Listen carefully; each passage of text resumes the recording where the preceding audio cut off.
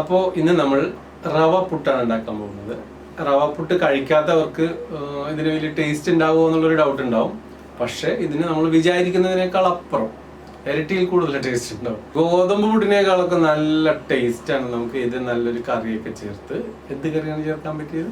അപ്പോൾ ഈ പുട്ടിന് നല്ല കോമ്പിനേഷൻ ആയിട്ട് വരുന്നത് എന്താണെന്ന് വെച്ച് കഴിഞ്ഞാൽ നമ്മുടെ പ്രഷർ കുക്കർ കടലക്കറി, പഴം, ചെറുപയർ കറി, വൻപയർ കറി, ഇതെല്ലാം നല്ല കോമ്പിനേഷനാണ്. ഇതെല്ലാം കൂട്ടി ഈ പുട്ട് കഴിച്ചു കഴിഞ്ഞാൽ ആർക്കും ഇഷ്ടപ്പെടും.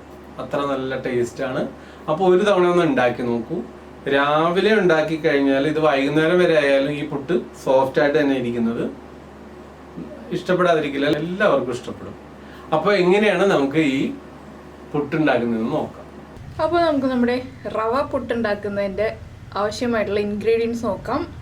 ഞാനിപ്പോൾ ഒരു കപ്പ് 240 ml കപ്പിന് ഒരു കപ്പ് റവ എടുത്തിട്ടുണ്ട്. ഇതിലേക്ക് ഒരു 4 ടേബിൾ സ്പൂൺ തേങ്ങ ചിരവി ചെയ്തെടുത്തിട്ടുണ്ട്. തേങ്ങയുടെ അളവ് നമുക്ക് കൂട്ടുകയോ കുറയ്ക്കുകയോ ചെയ്യാം. കുറച്ചിട്ടുണ്ടെങ്കിൽ പുട്ടിൻ്റെ ടേസ്റ്റ് കുറഞ്ഞു പോകും, കൂട്ടിയിട്ടുണ്ടെങ്കിൽ പുട്ടിൻ്റെ ടേസ്റ്റ് ഉറപ്പായിട്ടും കൂടും. അപ്പോൾ ഇത് ഞാൻ വറുത്ത റവയാണ് എടുത്തിട്ടുള്ളത്. പക്ഷേ നമുക്ക് ഈ റവ ഒന്നുകൂടി വറുത്തെടുക്കണം, എങ്കിലേ പെർഫെക്റ്റ് ആയിട്ടുള്ള പുട്ടാവുള്ളൂ. അപ്പോൾ ഞാൻ ആദ്യം റവ വറുത്തെടുക്കട്ടെ. റവ വറുക്കുമ്പോൾ ഒരു 5 മിനിറ്റ് മുതൽ 8 മിനിറ്റ് വരെ എടുക്കാം. നമ്മൾ മീഡിയം ഫ്ലെയിമിൽ വറുക്കുമ്പോൾ, എന്നാലേ പുട്ട് പെർഫെക്റ്റ് ആവുള്ളൂ കേട്ടോ. നമ്മൾ അരിപ്പുട്ടൊക്കെ വറുത്തരിപ്പൊടി ഉപയോഗിച്ചിട്ടാണല്ലോ പുട്ടുണ്ടാക്കുന്നത്, അതുപോലെ തന്നെ വേണം നമ്മുടെ റവ പുട്ടുണ്ടാക്കാൻ. അപ്പോൾ ഞാനിതൊന്ന് വറുക്കട്ടെ. അപ്പോൾ നമ്മുടെ റവ ഞാനൊരു നോൺ സ്റ്റിക്ക് പാനിലേക്ക് മാറ്റിയിട്ടുണ്ട്. ഇതിനിയൊന്ന് ലൈറ്റായിട്ട് കളർ ചേഞ്ചായി വരുന്നത് വരെ, അല്ലെങ്കിൽ റവയുടെ നല്ലൊരു മണം വരും. ഇതിലേതാണോ നിങ്ങൾക്ക് എളുപ്പത്തിൽ മനസ്സിലാവുന്നത് ആ സമയം വരെ ഇളക്കി കൊടുക്കുക. ഹൈ ഫ്ലെയിമിൽ വയ്ക്കരുത്.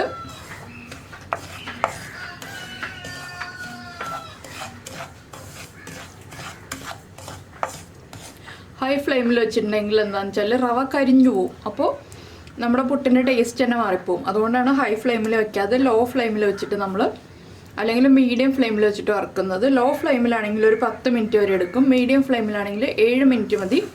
അപ്പോൾ ഈ റവയൊന്ന് കുക്കായി വരട്ടെ. ഞാനിങ്ങനെ ഇളക്കി കൊടുത്തുകൊണ്ടേ ഇരിക്കുകയാണ്. ഇപ്പോൾ നമ്മുടെ റവ വറുത്ത് തുടങ്ങിയിട്ട് ഒരു 7 മിനിറ്റായി. നല്ലൊരു മണം വരുന്നുണ്ട് കേട്ടോ റവ മൂത്ത് വരുന്നതിൻ്റെ. ഇനി നമുക്ക് ഫ്ലെയിം ഓഫ് ചെയ്യാം. ഇപ്പോൾ തന്നെ നമുക്ക് പുട്ടിനുള്ള പൊടി നനച്ചെടുക്കാം. എന്താണെന്ന് വെച്ചാൽ റവ നല്ല ചൂടാണല്ലോ, അപ്പോൾ നമുക്ക് തണുത്ത വെള്ളം ഉപയോഗിച്ചിട്ട് പുട്ടിൻ്റെ പൊടി നനയ്ക്കാം. പിന്നെ നമ്മൾ നേരത്തെ വറുത്ത് വെച്ചിരിക്കുന്ന റവയാണെങ്കിൽ ചൂടുവെള്ളം ഉപയോഗിച്ചിട്ട് വേണം നമ്മൾ പുട്ടിൻ്റെ പൊടി നനച്ചെടുക്കാൻ. അപ്പോൾ ഞാൻ ഒരു ബൗളിലേക്ക് മാറ്റട്ടെ ഈ ഒരു വറുത്തെടുത്തിരിക്കുന്ന റവ. നമ്മളിപ്പോൾ വറുത്തെടുത്ത റവ ഞാനൊരു പാത്രത്തിലേക്ക് മാറ്റിയിട്ടുണ്ട്. നമുക്ക് കുറച്ച് വലിയ പാത്രത്തിലേക്ക് വേണം മാറ്റാൻ. എന്താണെന്ന് വെച്ചാൽ നമുക്ക് പുട്ടിൻ്റെ മിക്സ് റെഡിയാക്കി എടുക്കേണ്ടതല്ലേ. ഇതിലേക്ക് ഒരു 1/4 ടീസ്പൂൺ ഉപ്പ്, നമ്മുടെ പാകത്തിനനുസരിച്ച് ഉപ്പ് ചേർക്കുക. അതുപോലെ തന്നെ നമുക്ക് എത്ര തേങ്ങ വേണം എന്നുള്ളതനുസരിച്ച് തേങ്ങയും കൂടി ചേർക്കാം.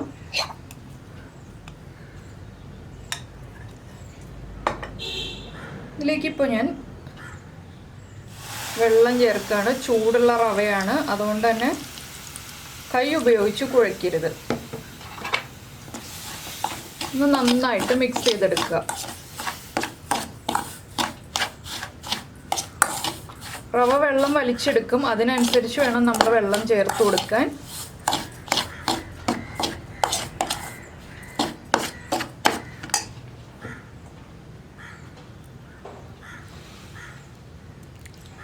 വെള്ളം കൂടി പോയിട്ടുണ്ടെങ്കിൽ 1 ടീസ്പൂണും കൂടി റവ ചേർത്താൽ മതി കേട്ടോ. വെള്ളം കുറഞ്ഞു പോയിട്ടുണ്ടെങ്കിൽ നമുക്ക് എപ്പോൾ വേണമെങ്കിലും വെള്ളം ചേർക്കാം. ഞാനിപ്പോൾ ഒരു 1/2 കപ്പ് വെള്ളം ചേർത്തിട്ടുണ്ട് 1 കപ്പ് റവയ്ക്കായിട്ട്. ഇതിനെ നന്നായിട്ടൊന്ന് മിക്സ് ചെയ്ത് നമുക്കൊന്ന് മാറ്റി വയ്ക്കണം.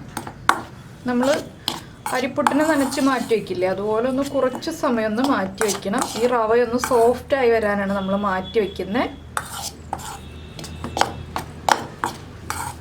അപ്പോൾ പ്രത്യേകം ശ്രദ്ധിക്കുക, ചൂട് റവയാണെങ്കിൽ മാത്രം പച്ചവെള്ളം ഒഴിച്ചു കൊടുക്കുക. ഇല്ലെങ്കിൽ നമ്മൾ നേരത്തെ വറുത്ത് വെച്ചിരിക്കുന്ന റവയാണെങ്കിൽ ചൂടുവെള്ളം, ഇളം ചൂടുവെള്ളം ഒഴിക്കുക. നല്ല തിളച്ച വെള്ളം ഒഴിക്കേണ്ട, ഇളം ചൂടുവെള്ളം ഒഴിച്ചു കൊടുക്കുക. ഇപ്പോൾ കണ്ടോ നമ്മുടെ റവ നന്നായിട്ട് മിക്സ് ആയി വന്നിട്ടുണ്ട്. ഞാനിതൊന്ന് അടച്ചു വയ്ക്കാൻ പോവുകയാണ്. ഇനി അടച്ചു വെച്ച് കഴിഞ്ഞിട്ട് നമുക്കൊരു അരമണിക്കൂർ കഴിഞ്ഞിട്ട് പുട്ടുണ്ടാക്കാം. അപ്പോൾ റവ നല്ല സോഫ്റ്റായി വന്നോളും. അങ്ങനെ ഇപ്പോൾ നമ്മൾ നമ്മുടെ പുട്ടുപൊടി നനച്ച് വെച്ചിട്ട് ഇത് കണ്ടോ, അരമണിക്കൂറായി. നന്നായിട്ട് ഇതുപോലെ ഉതിർന്ന് കിടക്കുന്നുണ്ട് കേട്ടോ. ഇതുപോലെ സോഫ്റ്റായി ഉതിർന്ന് വരണം നമ്മുടെ പൊടി. നന്നായിട്ട് റവയൊക്കെ സോഫ്റ്റായി വന്നിട്ടുണ്ട്. ഈ സമയത്ത് ചെക്ക് ചെയ്യുക. ഇതുപോലെ സോഫ്റ്റ് ആയിട്ടില്ല റവ എന്നുണ്ടെങ്കിൽ 1 ടീസ്പൂൺ വെള്ളം ചേർക്കാം കേട്ടോ. നമുക്ക് എന്താണെന്ന് വെച്ചാൽ നമ്മുടെ കയ്യിൽ കിട്ടുന്ന ബ്രാൻഡ് പല ബ്രാൻഡായിരിക്കും. അതനുസരിച്ച് 1-2 ടീസ്പൂൺ വെള്ളത്തിൻ്റെ അളവ് കൂടുകയോ കുറയുകയോ ചെയ്യാം. അപ്പോൾ ഞാനിപ്പോൾ നമ്മുടെ ചിരട്ടപ്പുട്ടിൻ്റെ മുകളിലാണ് പുട്ടുണ്ടാക്കുന്നത്. എന്താണെന്ന് വെച്ചാൽ എനിക്ക് ഇന്ന് ചിരട്ടപ്പുട്ടാണ് കഴിക്കാൻ തോന്നുന്നത്. അപ്പോൾ ഇങ്ങനെ ഉണ്ടാക്കാമല്ലോ എന്ന് വിചാരിച്ചു. ഇതിലേക്ക് ആദ്യം കുറച്ച് തേങ്ങ ഇട്ട് കൊടുക്കുക.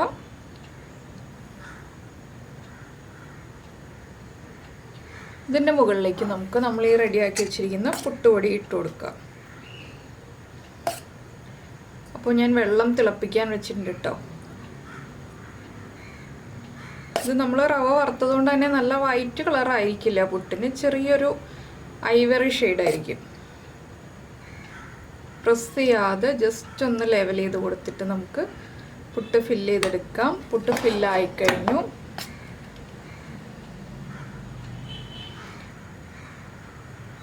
ഇനി ഇതിൻ്റെ മുകളിൽ തേങ്ങ ഇടണം എന്നുണ്ടെങ്കിൽ മുകളിൽ തേങ്ങ ഇടാം. നമ്മൾ കമിഴ്ത്തി വെക്കുമ്പോൾ എന്താണെന്ന് വെച്ചാൽ മുകളിൽ തേങ്ങ ഇട്ടാലും കാണാൻ പറ്റില്ല.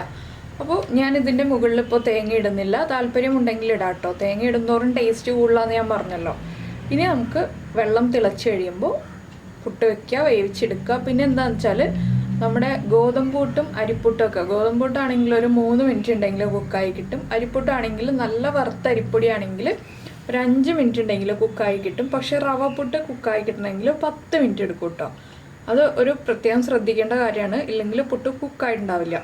അപ്പോൾ ഈ വെള്ളം തിളയ്ക്കുമ്പോൾ നമുക്ക് പുട്ട് കുക്ക് ചെയ്യാൻ വയ്ക്കാം. അപ്പോൾ നമ്മുടെ കുക്കറിൽ നിന്ന് ഇപ്പോൾ നന്നായിട്ട് ആവി വരുന്നുണ്ട്. ഞാൻ ഈ ഫില്ല് ചെയ്ത് വെച്ചിരിക്കുന്ന പുട്ട് ഇങ്ങോട്ട് വയ്ക്കുകയാണ്. ഇനി ഒരു 10 മിനിറ്റ് നന്നായിട്ട് ആവി വരട്ടെ. ആദ്യത്തെ ഒരു 3 മിനിറ്റ് ഹൈ ഫ്ലെയിമിൽ വയ്ക്കുക. അതിനുശേഷം നമ്മളൊരു മീഡിയം ഫ്ലെയിമിൽ വെച്ചിട്ട് കുക്ക് ചെയ്തെടുക്കുക. ബാക്കിയുള്ള പൊടി ഉണ്ടല്ലോ, നമ്മളിപ്പോൾ നനച്ച് വെച്ചിരിക്കുന്ന പുട്ടുപൊടി അടച്ച് തന്നെ വയ്ക്കുക കേട്ടോ. തുറന്ന് വെച്ചിട്ടുണ്ടെങ്കിൽ അത് ഡ്രൈ ആയിപ്പോവും. അപ്പോൾ എപ്പോഴും ശ്രദ്ധിക്കേണ്ട കാര്യമാണ് നമ്മൾ പുട്ടുപൊടി അടച്ച് തന്നെ വയ്ക്കുക എന്നുള്ളത്.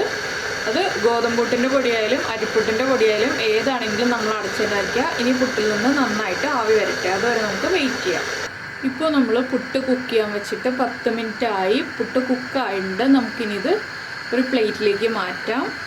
അപ്പോൾ ഈ പുട്ടിൻ്റെ കൂടെ കറി ഉള്ളതാണ് കേട്ടോ ടേസ്റ്റ്. നമ്മുടെ കടലക്കറി ഇല്ലേ, നാടൻ രീതിയിൽ പ്രഷർ കുക്കറിൽ ഉണ്ടാക്കുന്ന കടലക്കറി, അതാണ് ഏറ്റവും പെർഫെക്റ്റ് ടേസ്റ്റ്. പിന്നെ വൻപയറോ ചെറുപയറോ പരിപ്പോ നമ്മുടെ ചെന്നയോ വൈറ്റ് കടല, നമ്മൾ കടല റോസ്റ്റ് ഉണ്ടാക്കില്ലേ, ഏതിൻ്റെ കൂടെ വേണമെങ്കിലും കഴിക്കാം. എൻ്റെ ഏറ്റവും പ്രിയപ്പെട്ട കോമ്പിനേഷൻ നമ്മുടെ കറുത്ത കടലക്കറിയാണ്. അപ്പോൾ ഞാനിപ്പോൾ കുക്കറൊന്ന് ഓഫ് ചെയ്യാണ്. ആവി കയ്യിലേക്ക് അടിക്കാതിരിക്കാനാണ് കുക്കർ ഓഫ് ചെയ്യുന്നത്. ഇനി നമുക്ക് പുട്ട് ഇതാ ഒരു പ്ലേറ്റിലേക്ക് മാറ്റാം. അപ്പോൾ കുക്കറിലാണ് നിങ്ങൾ പുട്ടുണ്ടാക്കാൻ വയ്ക്കുന്നതെങ്കിൽ കുക്കറിൽ വെള്ളം ഉണ്ടോ എന്ന് നോക്കുക. കുക്കറിൽ ഒരു പകുതിയോളം വെള്ളം വെച്ചിട്ടാണ് നമ്മൾ പുട്ട് കുക്ക് ചെയ്യാൻ വയ്ക്കേണ്ടത്. ഇനി നമുക്ക് ഈ പുട്ടൊരു പ്ലേറ്റിലേക്ക് മാറ്റാം. കണ്ടോ, നല്ല പെർഫെക്റ്റ് ആയിട്ടുള്ള പുട്ട് റെഡിയായി. നമുക്ക് ബാക്കിയുള്ള പുട്ടും ഇതുപോലെ തന്നെ കുക്ക് ചെയ്തെടുക്കാം. അപ്പോൾ ഞാൻ എന്താ അടുത്ത പുട്ടും വെച്ചു. ഇതും നമുക്ക് അടച്ച് വയ്ക്കാം.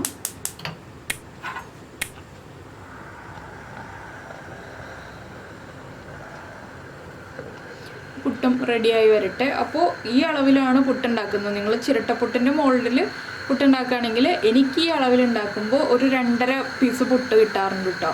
നമ്മുടെ നീളത്തിലുള്ള പുട്ടുകുറ്റിയിലാണ് പുട്ടുണ്ടാക്കുന്നതെങ്കിൽ 1.25 കുറ്റി പുട്ടുണ്ടാവാറുണ്ട്. അത് നമ്മളെടുക്കുന്ന മോൾഡിൻ്റെ വലിപ്പം അനുസരിച്ച് പുട്ടിൻ്റെ അളവിൽ വ്യത്യാസം വരും. അപ്പോൾ ഞാനിന്നിപ്പോൾ പഴത്തിൻ്റെ കൂടെയാണ് പുട്ട് കഴിക്കാൻ പോകുന്നത്. പുട്ടും പഴവുമാണ് ഇന്നത്തെ കോമ്പിനേഷൻ. അപ്പോൾ നമ്മുടെ പുട്ട് റെഡിയായി. ആദ്യത്തെ പുട്ട്. രണ്ടാമത്തെ പുട്ട് ഞാൻ കമിഴ്ത്തിയിട്ടില്ല, കമിഴ്ത്താൻ പോകുന്നേ ഉള്ളൂ. ഇത് നല്ല സോഫ്റ്റ് പുട്ടാണ് കേട്ടോ.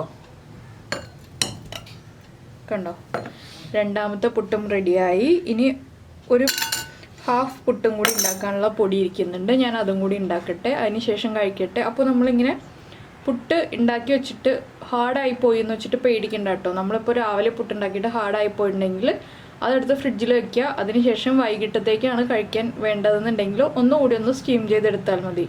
അത് ഏത് പുട്ടിൻ്റെ മോൾഡിൽ ഉണ്ടാക്കിയാലും കുഴപ്പമൊന്നുമില്ല. അപ്പോൾ നമ്മൾ ചൂടോടെ കഴിക്കുമ്പോൾ റവ പുട്ട് സോഫ്റ്റായിട്ട് തന്നെ ഇരിക്കും.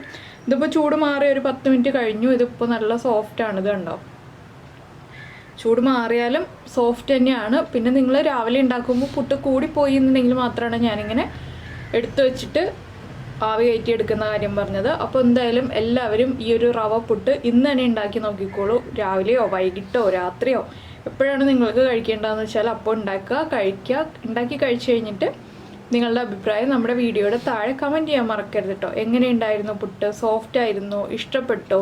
ടേസ്റ്റ് ഉണ്ടായിരുന്നോ എന്നൊക്കെയുള്ളത്. അപ്പോൾ നമുക്ക് നമ്മുടെ അടുത്തൊരു റെസിപ്പിയുമായിട്ട് അടുത്ത ദിവസം വീണ്ടും കാണാം.